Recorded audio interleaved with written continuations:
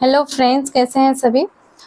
Biology के questions को हम लोग कर रहे थे और इसी क्रम में आज हम लोग पार्ट 5 लेकर उपस्थित है। इसमें जो है हम 3 से 4 चैप्टर इस पे भी कवर करेंगे और ये जो है एनसीईआरटी सार संग्रह बुक से है, जो कि महेश कुमार बनवाल का बुक है। तो शुरू करते हैं वीडियो को। नए हैं चैनल पर तो चैनल को सब्सक्राइब कर ले। आज डाइजेस्टिव सिस्टम से स्टार्ट करेंगे, पाचन तंत्र नामक चैप्टर से स्टार्ट करने वाले हैं। पाचन तंत्र मोस्ट इंपोर्टेंट चैप्टर है, डाइजेस्टिव सिस्टम। क्वेश्चन है, लार किसके पाचन में सहायक होती है? तो लार जो है स्टार्च के पाचन में सहायक होती है। वसा का पाचन करने वाला लाइपेज नामक एंजाइम किस अंग द्वारा स्रावित होता है? तो ये अग्नाशय पैंक्रियाज द्वारा स्रावित होता है लाइपेज। ठीक है, लाइपेज द्वारा वसा के जलीय अपघटन के पश्चात क्या प्राप्त होता है? तो वसीय अम्ल और ग्लिसरॉल। ठीक है, कौन सा पाचक हार्मोन छोटी आंत से स्रावित होता है?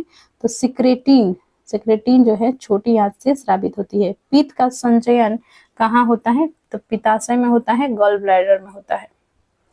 यहाँ पे देखिए, पित्त बाइल का निर्माण यकृत लीवर में होता है। यह वसा को वसीय अम्ल फैटी एसिड में तोड़कर पाचन में सहायता करता है। ठीक है, इंपॉर्टेंट है ये। नेक्स्ट है, किस अंग में प्रोटीन्स का पाचन पूर्ण होता है? तो प्रोटीन्स का पाचन जो पूर्ण होता है वो होता है आंत में। अमाशय की भित्ति से कौन सा हार्मोन स्रावित होता है? तो अमाशय की जो भित्ति होती है इससे गैस्ट्रिन हार्मोन जो है स्रावित होता है, गैस्ट्रिन हो जाएगा आपका। लार का टाइलिन एंजाइम किस माध्यम में क्रियाशील होता है? तो जो टाइलिन एंजाइम होती है यह जो है हल्के अम्लीय माध्यम में जो है यह क्रियाशील होती है। अमाशय स्टोमैक की दीवारों का पेशीय संकुंचन अर्थात मस्कुलर कंट्रैक्शन क्या कहलाता है? इसे ही जो है क्रमांकुंचन कहा जाता है। पाचन तंत्र के किस रस में कोलेस्ट्रॉल पाया जाता है? तो पाचन तंत्र के पित्त में जो है कोलेस्ट्रॉल पाया जाता है। नेक्स्ट है, कार्बोहाइड्रेट किस रूप में शरीर में संग्रहित होता है? ग्लाइकोजन के रूप में जो है यह संग्रहित होता है। नेक्स्ट है, अमाशय में भोजन के जीवाणु को कौन नष्ट करता है? तो अमाशय में भोजन के जीवाणु को नष्ट करता है HCl हाइड्रोक्लोरिक एसिड। नेक्स्ट है, मानव शरीर की किस संरचना में क्रीमी रूप परिशेषिका वर्मीफॉर्म अपेंडिक्स पाई जाती है? तो ये जो है बड़ी आंत में पाई जाती है और इसका जो है अपेंडिक्स का कोई भी यूज जो है मानव शरीर में नहीं होता है और ये जो है एक अवशेषी अंग के रूप में है। ठीक है, नेक्स्ट है, मानव शरीर का वह अंग जो ग्लाइकोजन के रूप में कार्बोहाइड्रेट का भंडारण करता है, तो यह है यकृत। एक स्तनधारी में सबसे बड़ी ग्रंथि कौन सी होती है? तो सबसे बड़ी अंग जो है वो है लीवर, यकृत। ठीक है, यहाँ पे देखिए, एक मानव शिशु में सर्वप्रथम मध्यवर्ती इंसाइजर अर्थात सेंट्रल इंसिजर दांत निकलता है। सबसे पहले कौन सा दांत निकलता है मानव शिशु में? तो मध्यवर्ती इंसाइजर अर्थात सेंट्रल इंसिजर दांत निकलता है। ठीक है, नेक्स्ट क्वेश्चन देख लेते हैं क्या दिया गया है।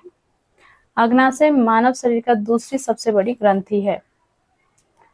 सबसे बड़ा ग्रंथि जो है यकृत है और दूसरी सबसे बड़ी ग्रंथि का यदि बात करें तो अग्नाशय हो जाएगा पैंक्रियाज। ठीक है, पीलिया से कौन सा अंग प्रभावित होता है? तो पीलिया से जो है यकृत प्रभावित होता है। पाचन क्रिया के समय आहार नाल में स्टार्च का अंतिम उत्पाद क्या है? तो पाचन क्रिया के समय आहार नाल में जो है स्टार्च का अंतिम उत्पाद जो होता है एक ग्लूकोज होता है। कॉड मछली के यकृत तेल में कौन सा विटामिन प्रचुर मात्रा में पाए जाते हैं? तो कॉड मछली के यकृत तेल में जो है विटामिन ए पाए जाते हैं। ठीक है, मम्स गलसुआ पैरामिक्सो, ठीक है, वायरस द्वारा फैलाया जाने वाला बीमारी है। मम्स जो है क्या है? ये पैरामिक्सो वायरस द्वारा फैलाया जाने वाली बीमारी है जिसमें पेरोटिड ग्रंथि में सूजन, जलन व दर्द होने लगता है। लैंगरहैंस की दीपिकाएं किस अंग में उपस्थित होती हैं? तो लैंगरहैंस की दीपिकाएं जो है ये अग्नाशय में उपस्थित होती है। मानव शरीर के किस अंग से हार्मोनों के साथ साथ पाचक एंजाइमों का भी स्रावन होता है? तो ये अग्नाशय है, ठीक है।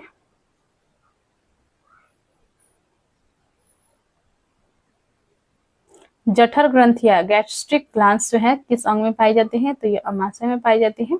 यकृत द्वारा किस प्रोटीन का संश्लेषण व संग्रह किया जाता है, तो यकृत द्वारा जो है फाइब्रिनोजेन और प्रोथ्रोम्बिन का जो है संश्लेषण व संग्रह किया जाता है। नेक्स्ट है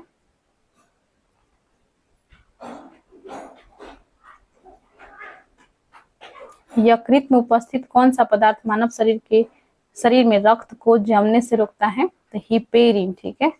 हिपेरिन जो है मानव शरीर में रक्त को जमने से रोकता है।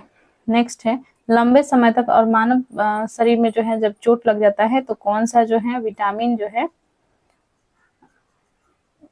रक्त का थक्का बनाने के लिए जिम्मेदार होता है, तो विटामिन के, ये भी याद रखेंगे। और रोकने का काम कौन करता है, रक्त को जमने से रोकने का काम करता है हिपेरिन, ठीक है। लंबे समय तक उपवास रखने का सर्वाधिक प्रभाव शरीर के किस अंग पर पड़ता है, तो लंबे समय तक उपवास रखने का सर्वाधिक प्रभाव जो है हमारी किडनी पर पड़ता है, वृक्क पर पड़ता है, ठीक है।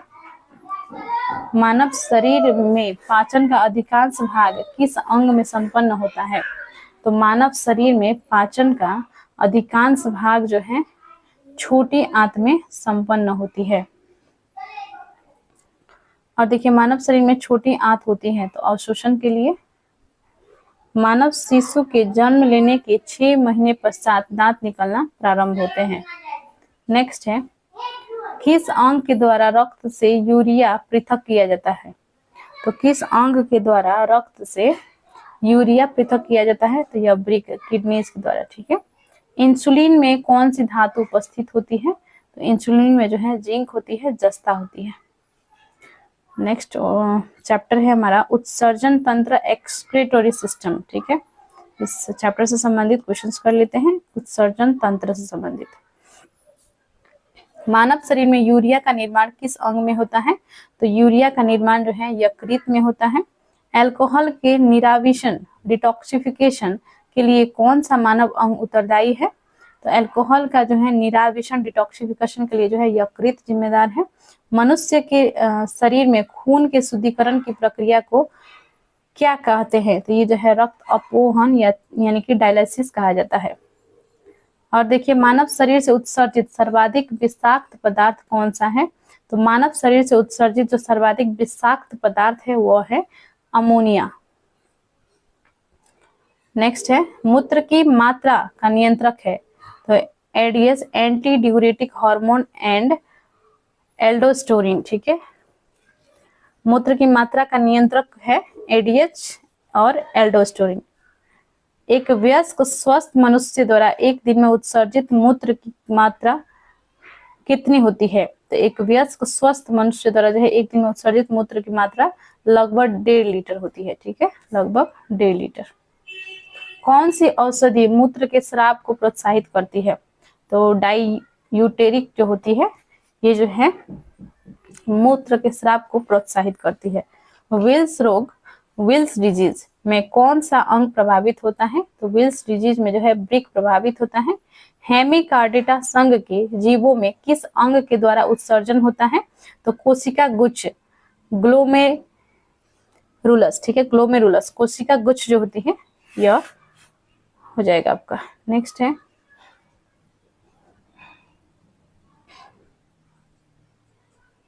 तो देखिए विभिन्न जंतुओं में जो है यूरिया उत्सर्जित अंग कौन कौन से हैं, तो देखिए मनुष्य का जो है हमने पढ़ ही लिया था, वृक्क जो है इससे जो है यूरिया का उत्सर्जन होता है, यूरिया का उत्सर्जन है वृक्क में होता है। और अमीबा जो है इसमें जो है त्वचा हो जाएगा।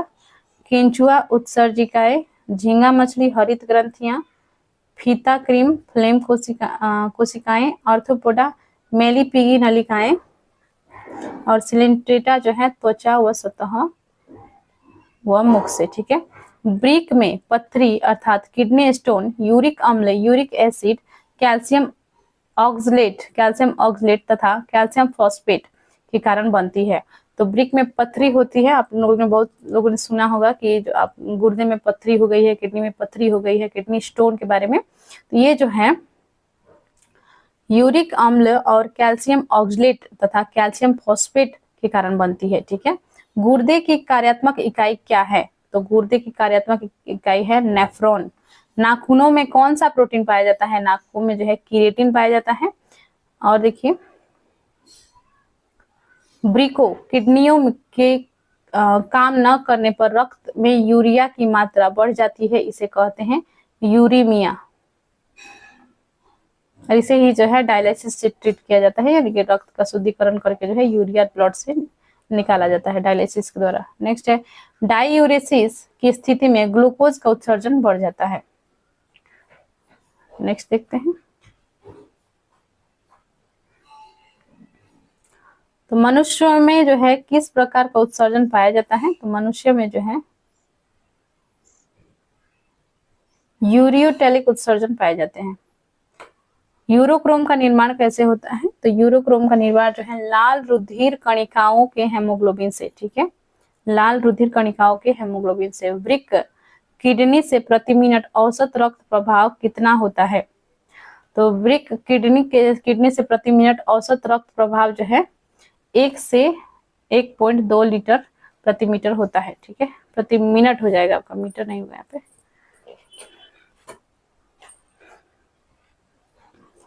यहाँ पे देखिए, वृक्क नलिकाओं के दूरस्थ कुंडलित भाग से मुख्यतः किसका पूरा पुनरावशोषण रीएब्जॉर्प्शन होता है? तो सोडियम क्लोराइड का। ठीक है, वृक्क के चारों ओर पाए जाने वाले झिल्ली नुमा आवरण को क्या कहते हैं? इंपॉर्टेंट क्वेश्चन है।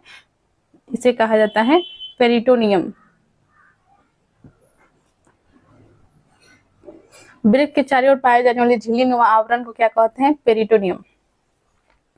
वह बीमारी जिसमें मूत्र के साथ रक्त आता है, हीमोटूरिया। वह बीमारी जिसमें मूत्र के साथ जो है रक्त आता है वो है हीमोटूरिया। शरीर के संपूर्ण रक्त किसके माध्यम से शुद्ध होता है? शरीर के संपूर्ण रक्त जो है वृक्क यानी कि किडनी के माध्यम से जो है शुद्ध होता है। और देखिए, केचुआ मुख्य रूप से एमोनोटेलिक अमोनिया उत्सर्जक जंतु है, किंतु पर्याप्त जल प्राप्त होने पर यह यूरियोटेलिक अर्थात यूरिया उत्सर्जक हो जाता है। ठीक है,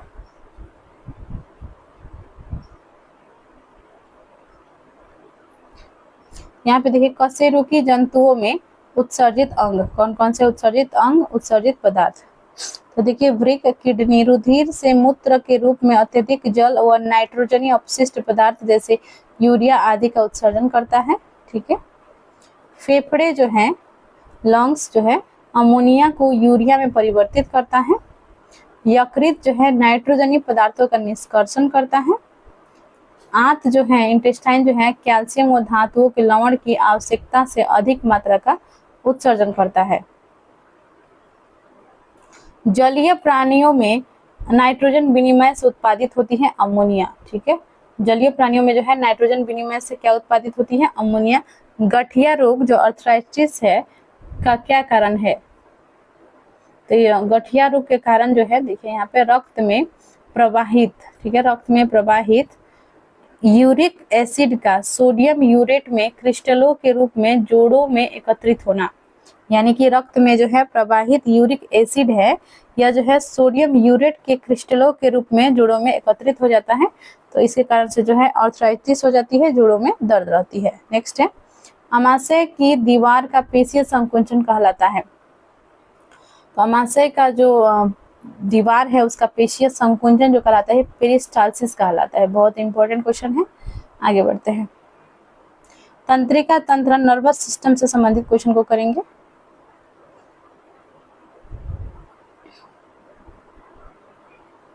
इससे भी जो है हर एग्जाम में आपका लगभग सभी जनरल कॉम्पिटिटिव एग्जामिनेशन में जो है आपके क्वेश्चंस जो हैं देखने को मिलते ही हैं। 2 से 3 क्वेश्चंस रहते हैं। मानव शरीर की प्रतिवर्ती क्रिया रिफ्लेक्सिव एक्शन का नियंत्रण केंद्र कहाँ स्थित होता है?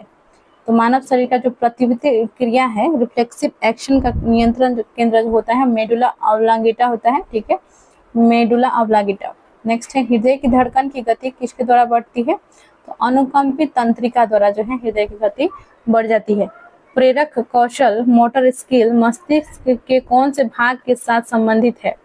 तो यह जो है ललाट भाग फ्रंटल लोब से संबंधित है। प्रेरक कौशल मोटर स्किल मस्तिष्क के कौन से भाग के साथ संबंधित है? तो ललाट भाग फ्रंटल लोब्स के साथ। ठीक है, मानव के मस्तिष्क का सबसे बड़ा भाग कौन सा है?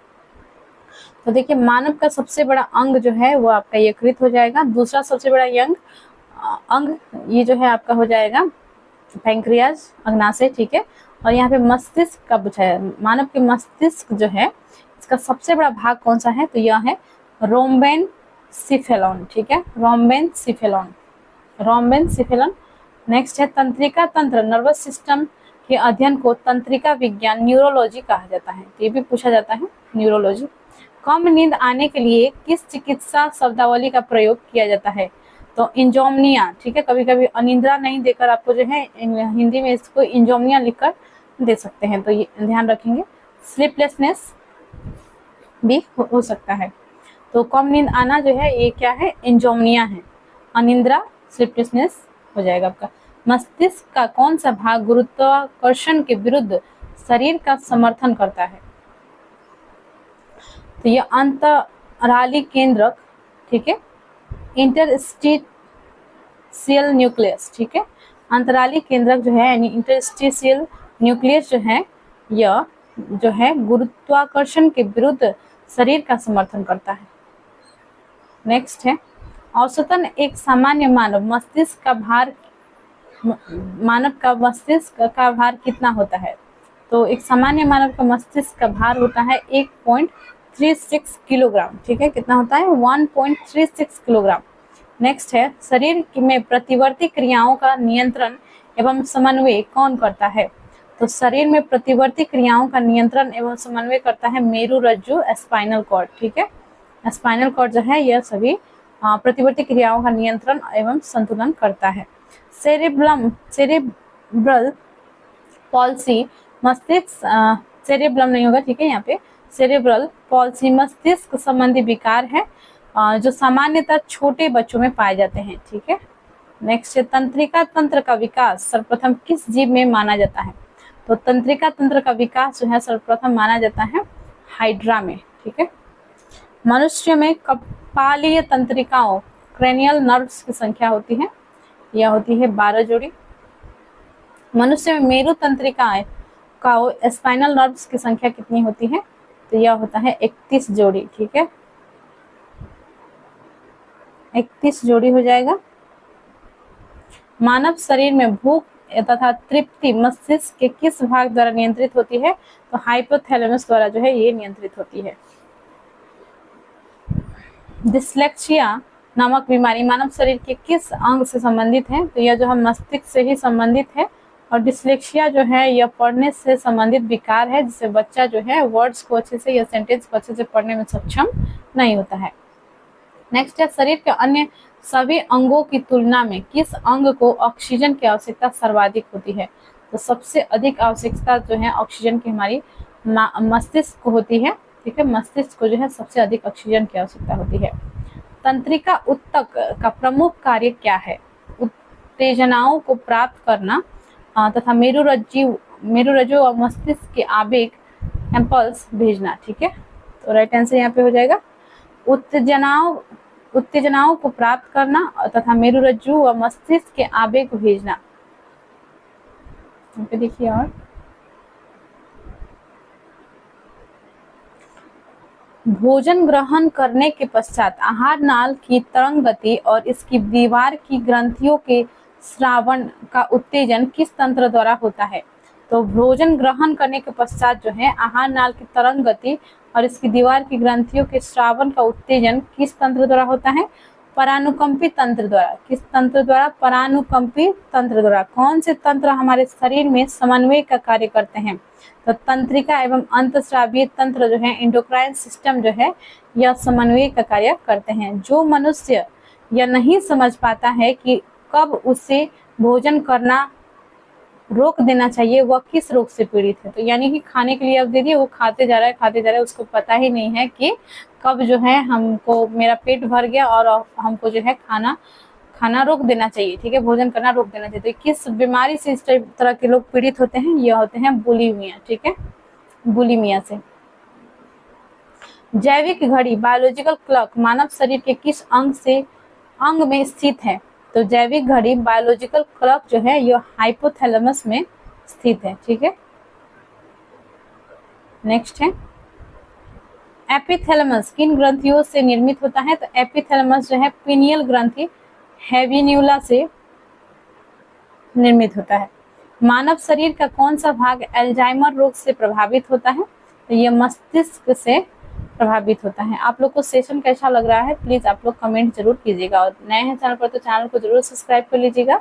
और इसी प्रकार से जो है हम सभी जो एनसीईआरटी सार संग्रह महेश कुमार बर्नवाल के जितने भी जो है सब्जेक्ट्स है उसे टोटल सब्जेक्ट हम इसी प्रकार से कवर करने वाले हैं। तो एक प्लेलिस्ट बना दिया जाएगा एनसीईआरटी सार संग्रह करके, आप उसी प्लेलिस्ट में जाकर अदर वीडियोस को भी देख लीजिएगा। आते हैं मांसपेशियों के रेशों में आवेग संचरण के लिए किस पदार्थ की आवश्यकता है? तो मांसपेशियों के रेशों के में जो है आवेग संचरण के लिए सोडियम की आवश्यकता है। मनुष्य का मस्तिष्क कितने भागों में विभाजित होता है? तो 3 भागों में मनुष्य के मस्तिष्क जो है विभाजित होता है, सेरेब्रम, सेरेबेलम, ब्रेनस्टेम, ठीक है। न्यूरॉन का बाहर निकला हुआ लंबा भाग क्या कहलाता है? तो न्यूरॉन का जो बाहर निकला हुआ भाग लंबा भाग है यह है तंत्रिकाक्ष, एक्सॉन, ठीक है। तंत्रिका कोशिकाओं के तंत्रिकाक्ष के चारों ओर किस पदार्थ का आवरण पाया जाता है? तो मेलिन का पाया जाता है, ठीक है। सुई चुभाने पर किस अंग में पीड़ा का अनुभव नहीं होगा? तो सुई चुभाने पर जो है किस अंग में पीड़ा का अनुभव नहीं होगा? तो मस्तिष्क में जो है पीड़ा का अनुभव नहीं होगा। नेक्स्ट है मानव के जन्म के पश्चात किस अंग में कोशिका विभाजन नहीं होता है?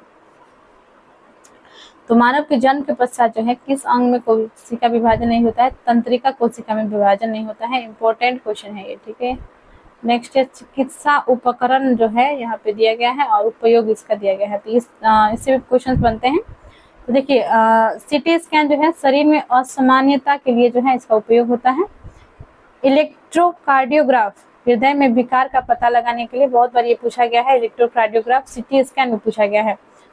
ऑटो एनालाइजर जैव रासायनिक तत्वों की जांच में, ठीक है। पेसमेकर हृदय की गति नियंत्रित करने में, ठीक है। ये सभी इंपॉर्टेंट है। मानव मस्तिष्क का कौन सा भाग वृद्धि, स्मृति और तर्क का केंद्र होता है?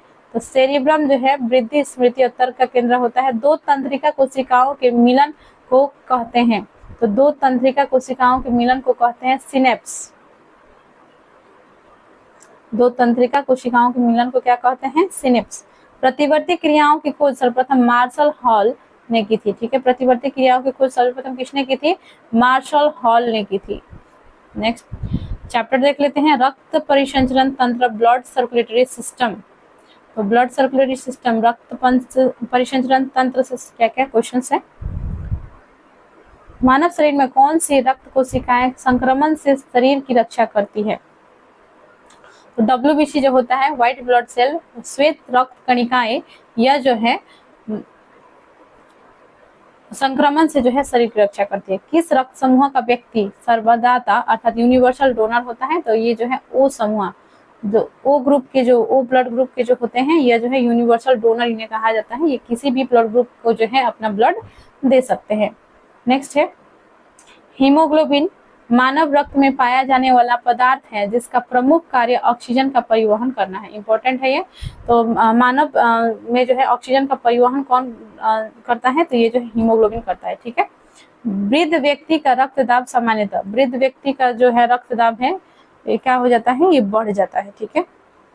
एक सामान्य व्यक्ति के रक्त का औसत पीएच मान कितना होता है?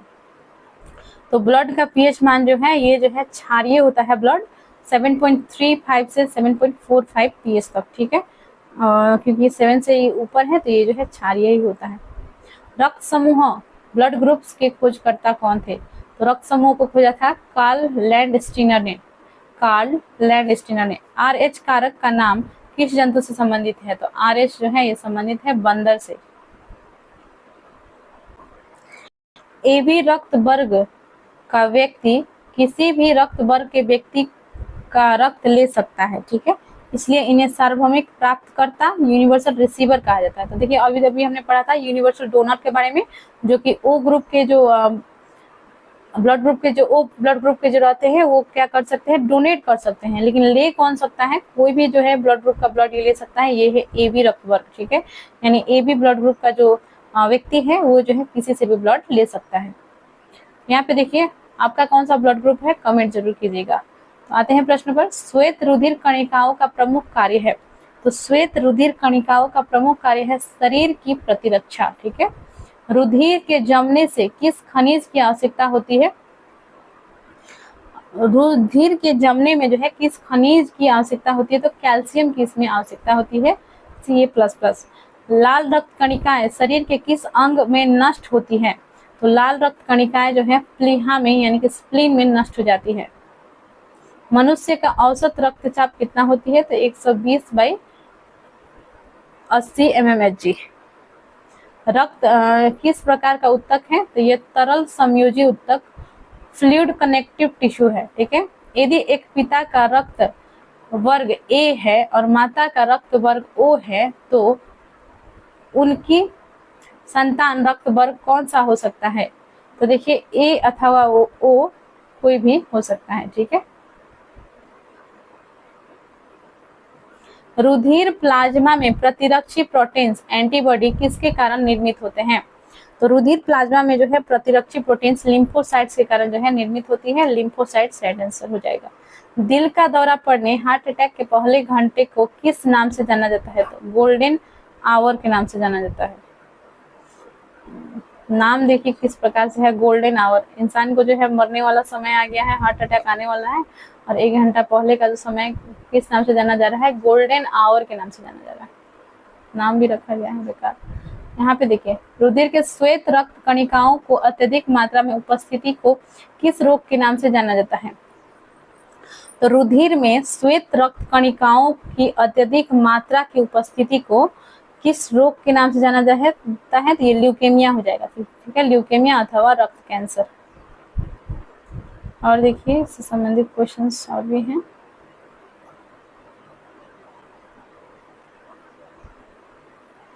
मनुष्य के शरीर में रक्त का दाब कितना होता है, तो मनुष्य के शरीर में जो है रक्त का दाब होता है वायुमंडलीय दाब से अधिक होता है। इंसुलिन नामक हार्मोन का मुख्य कार्य रक्त में शर्करा की मात्रा अर्थात शुगर लेवल का नियंत्रण करना होता है, ठीक है, और यही इंसुलिन जो है रेजिस्टेंस हो जाती है तो डायबिटीज हो जाता है, लोगों को शुगर का प्रॉब्लम हो जाता है। यहाँ देखिए रक्त में ग्लूकोज का स्तर किसमें व्यक्त किया जाता है, रक्त में ग्लूकोज का स्तर जो है किसमें व्यक्त किया जाता है, तो यह मिलीग्राम प्रति डेसीलीटर में, ठीक है, मिलीग्राम प्रति डेसीलीटर, आपका मिलीग्राम प्रति डेसीलीटर DL हो जाएगा, ठीक है। नेक्स्ट है रक्त का थक्का बनने के दौरान होने वाली अभिक्रियाएं। तो देखिए इतना जो है आपसे डीपली नहीं पूछ सकता है, तो ये रहने देते हैं और आगे बढ़ते हैं। जैविक प्रक्रिया को तेज करने में कौन सा पदार्थ उत्तरदायी होता है, तो जैविक प्रक्रिया को तेज करने में जो है एंजाइम उत्तरदायी होती है। यहाँ पे देखिए एंटीजन प्रतिजन एक ऐसा पदार्थ है जो प्रतिरक्षी अर्थात एंटीबॉडी के निर्माण को उद्दीपित करता है तथा इसकी मुख्य विशेषता प्रतिरोधियों के निर्माण को प्रेरित करना है, ठीक है। एंटीजन के बारे में याद रखेंगे, एंटीजन के बारे में सवाल पूछे जाते हैं। रक्त को हृदय तक पहुंचाने वाली धमनियां क्या कहलाती है, रक्त को जो है हृदय तक पहुंचाने वाली जो धमनियां हैं ये क्या कहलाती हैं, ये कहलाती हैं हृदय धमनियां, कोरोनरी आर्टरीज। लाल रक्त कणिकाएं आरबीसी मुख्यतः कहाँ बनती है, तो आरबीसी जो है अस्थि मज्जा में बनती है। प्लाज्मा में जल का प्रतिशत कितना होता है, प्लाज्मा में जो है लगभग 90% जल होता है। तो देखिए एक प्रश्न ये भी पूछा जाता है सबसे अधिक जल जो है किसमें होती है, और आपके ऑप्शंस में जो है आरबीसी, डब्ल्यूबीसी, प्लाज्मा, प्लेटलेट्स करके दे दिया जाएगा, तो आपको चूज करना होगा। तो आप याद रखेंगे लगभग 90% वाटर जो है किसमें होती है, जल किसमें होती है, प्लाज्मा में होती है। इंपॉर्टेंट क्वेश्चन है। स्टार्च के जल अपघटन से कौन सा एंजाइम बनता है, तो स्टार्च के जल अपघटन से जो है एमाइलेज बनता है, ये भी इंपॉर्टेंट है। नेक्स्ट है रक्त का थक्का ब्लड क्लॉटिंग बनने में फाइब्रिनोजेन का फाइब्रिन में परिवर्तन थ्रोम्बिन एंजाइम के कारण होता है। तो देखिए फाइब्रिनोजेन का जो है फाइब्रिन में परिवर्तन होता है और ये किस कारण होता है, तो थ्रोम्बिन के कारण, थ्रोम्बिन एंजाइम के कारण होता है। ठीक है। हृदय की धड़कन नियंत्रित करने किसकी भूमिका होती है? हृदय की धड़कन नियंत्रित करने की जो है किसकी भूमिका होती है? पोटेशियम की। एंजाइम किस प्रकार का है?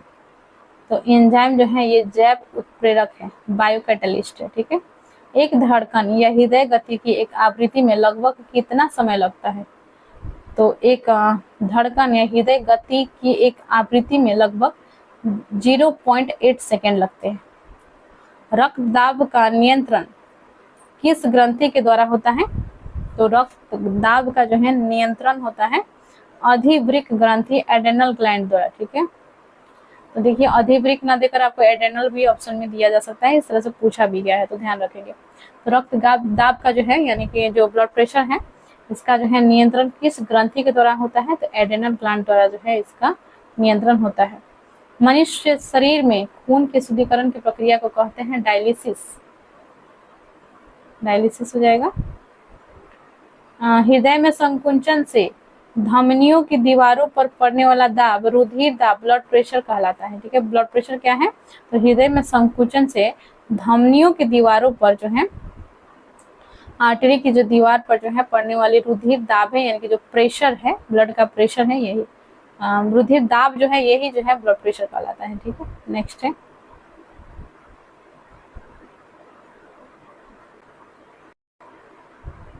अत्यधिक ऊंचाई पर जाने पर मानव शरीर में लाल रक्त कणिकाओं की संख्या पर क्या प्रभाव पड़ता है? तो अत्यधिक ऊंचाई पर जाने पर जो है लाल रक्त कणिकाओं की संख्या में वृद्धि होती है, यानी कि ये जो है बढ़ जाती है। ठीक है। एनीमिया रोग किस पोषक पदार्थ की कमी के कारण होता है? तो ये जो है फोलिक एसिड और आयरन की कमी से होती है। ठीक है। तो नेक्स्ट है एनीमिया, इनकी खून की कमी जो हो जाती है शरीर में, वही है। ठीक है। मानव शरीर की सबसे लंबी शिरा कौन सी है? तो मानव शरीर की सबसे लंबी शिरा जो है ग्रेट सैफिनस शिरा पैर में उपस्थित होती है। ये ग्रेट सैफिनस शिरा। श्वेत रक्त कणों की कितनी संख्या होने पर रक्त कैंसर, ब्लड कैंसर होता है? तो श्वेत रक्त कणों की कितनी संख्या होने पर 12,000 पर सीसी होने पर जो है यह जो है कैंसर के रूप में कैंसर है ये कहा जा सकता है। नेक्स्ट है रक्तदाब ब्लड प्रेशर के उपचार में किस पौधे का प्रयोग किया जाता है? तो सर्पगंधा। ठीक है। सर्पगंधा का जो है प्रयोग किया जाता है रक्तदाब के उपचार में। मानव शरीर की सबसे बड़ी धमनी लार्जर आर्टरी कौन सी है? तो महाधमनी अर्थात अओर्टा। अओर्टा जो है सबसे बड़ी धमनी है, लार्जेस्ट आर्टरी अओर्टा। किस अंग को मानव शरीर का रक्त बैंक कहलाता है? किस अंग को मानव शरीर का रक्त बैंक कहलाता है? तो प्लीहा स्प्लीन हो जाएगा। ठीक है। रक्तचाप रक्तदाब मापने के लिए किस उपकरण का प्रयोग किया जाता है? तो बहुत ही इंपॉर्टेंट क्वेश्चन है, बहुत बार रिपीट होता है। स्फिग्नोमैनोमीटर। स्फिग्नोमैनोमीटर आपका सही हो जाएगा। यहाँ पे देखिए अशुद्ध रक्त का प्रभाव कैसे होता है? हृदय, फिर महाधमनियां, फिर धमनियां, फिर धमनिकाएं, फिर कोशिकाएं अंग में। ठीक है। कोलेस्ट्रॉल की सामान्य सीमा मानव में कितनी है? तो कोलेस्ट्रॉल की सामान्य सीमा जो है 150 से 260 मिलीग्राम पर 100 ml। ठीक है। रक्त समूह AB को सार्वभौमिक ग्राही क्यों माना जाता है? यानी कि AB जो है सार्वभौमिक ग्राही यानी कि प्राप्त करता है। ठीक है। तो क्यों माना जाता है? क्योंकि रक्त समूह में प्रतिरक्षी एंटीबॉडी नहीं पाए जाते हैं। तो इसमें जो है एंटीबॉडी नहीं पाए जाते हैं।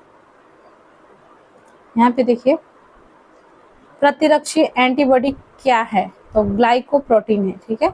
सिकल सेल एनीमिया का रोग किसकी विकृति से होता है? तो आरबीसी की विकृति से जो है होती है, विकृति से सिकल सेल एनीमिया।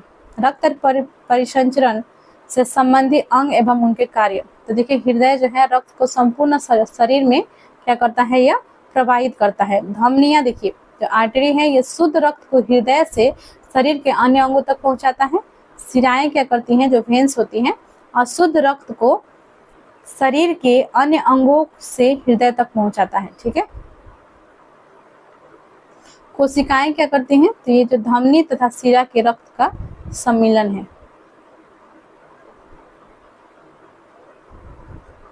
जिस रिसेरपिन नामक औषधि का प्रयोग किस लिए किया जाता है, तो उच्च रक्तदाब को कम करने के लिए जो है रिसेरपिन नामक औषधि का प्रयोग किया जाता है। कौन सी कोशिका प्रतिरक्षी एंटीबॉडी का उत्पादन करती है, तो लिम्फोसाइट जो है एंटीबॉडी का उत्पादन करती है।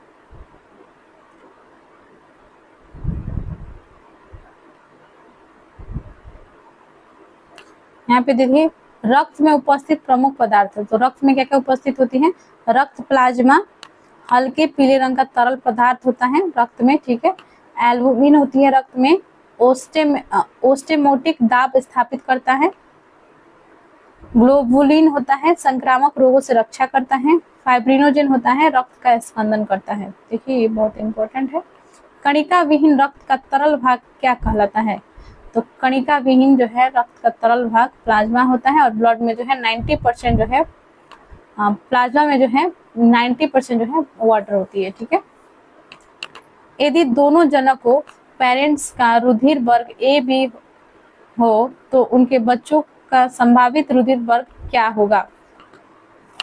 यदि दोनों जनकों पेरेंट्स का जो है रुधिर वर्ग ए बी है तो उनके बच्चों का संभावित रुधिर वर्ग क्या होगा, तो ए बी और ए बी, ठीक है। स्वस्थ मनुष्य के रक्त में प्लेटलेट्स की संख्या सामान्यतः कितनी होनी चाहिए, तो स्वस्थ मनुष्य जो है उसके रक्त में जो है प्लेटलेट्स की संख्या 1,50,000 से 4,50,000 यानी कि 1,50,000 से 4,50,000 तक होना चाहिए। एक वयस्क मनुष्य के रक्त में प्रति 100 मिलीलीटर में हेमोग्लोबिन की मात्रा कितनी होती है, तो 14.5 ग्राम, ठीक है। यानी कि एक नॉर्मल बॉडी में जो है आपका 14.5 ग्राम जो है आपका हेमोग्लोबिन होना चाहिए। Pepsin, trypsin, ptyalin, pepsin, trypsin और टाइलिन एंजाइम पाचन में सहायक होते हैं, ठीक है।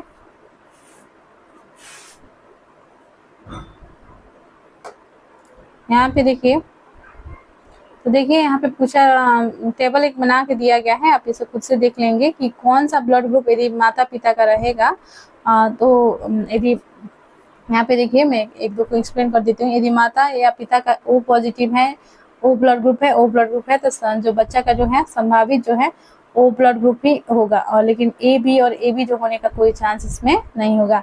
उसी प्रकार से यदि ओ पॉजिटिव या ओ नेगेटिव माता या पिता का है, माता का है या ए जो है पिता का है, तो ओ या ए जो है बच्चा का होने का संभावना रहेगा, ठीक है। तो इसी प्रकार से आप टेबल देख लेंगे। और देखिए, तो देखिए सामान्य रूप से लाल रक्त कणिकाओं की आयु कितनी होती है, तो देखिए ऑप्शंस में जो है आपको डायरेक्ट 120 दिन ही दिया गया रहता है, हालांकि इसमें 100 से 120 दिन दिया गया है, तो आप इसी के एवरेज में जो है लेकर चलेंगे और देखेंगे ऑप्शन में क्या है, ठीक है। उसी के अनुसार से आपको ऑप्शन टिक करना होगा। तो देखिए यहाँ पे 100 से 120 दिन इसका आयु दिया गया है। आरबीसी का, रक्त में ग्लूकोज की मात्रा में वृद्धि को क्या कहते हैं, तो रक्त में जो ग्लूकोज की मात्रा बढ़ जाती है इसे हाइपरग्लाइसीमिया, ठीक है, क्या कहा जाता है, हाइपरग्लाइसीमिया। नेक्स्ट है रक्त संबंधी समस्याएं, देखिए उक्त रक्तदाब हो जाती है, ब्लड प्रेशर इंक्रीज हो जाता है तो हाइपरटेंशन हो जाता है। निम्न रक्तदाब यानी कि ब्लड प्रेशर लो होता है, रक्तदाब जो है कम होती है तो हाइपोटेंशन होती है, ठीक है। तो यहाँ देखिए वर्ड से आप याद रखेंगे HYPR, हाइपर, ठीक है। हाइपर जो है बढ़ना वाला हो गया और हाइपो जो है कम होना, ये याद रखें। किसी भी जो है बीमारी या किसी भी वर्ड में जो है आप ये मिलाने का कोशिश कीजिएगा। यदि हाइपर रहेगा तो हमेशा जो है बढ़ने की ओर, इंक्रीजिंग की ओर संकेत करता है, और हाइपो जो है वो कम होने की ओर संकेत करता है। तो ठीक है, आप याद रखेंगे। हीमोफीलिया जो है आघात से रक्तस्राव, अरक्तता, हीमोग्लोबिन की कमी।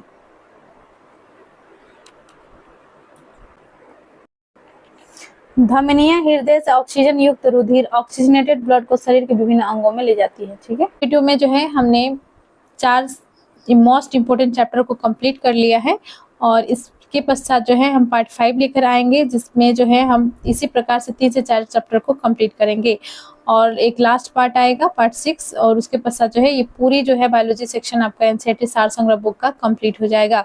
तो मिलते हैं नेक्स्ट वीडियो में। चैनल को अभी तक आपने सब्सक्राइब नहीं किया है तो प्लीज चैनल को सब्सक्राइब कर लीजिए, वीडियो को लाइक एंड शेयर कर दे, अपने दोस्तों के साथ जरूर शेयर करें। और पिछले वीडियोस का आपने नहीं देखा है तो एनसीईआरटी सार संग्रह नामक प्लेलिस्ट बना हुआ है इसी चैनल में, उसे जाकर जरूर देख लें। धन्यवाद।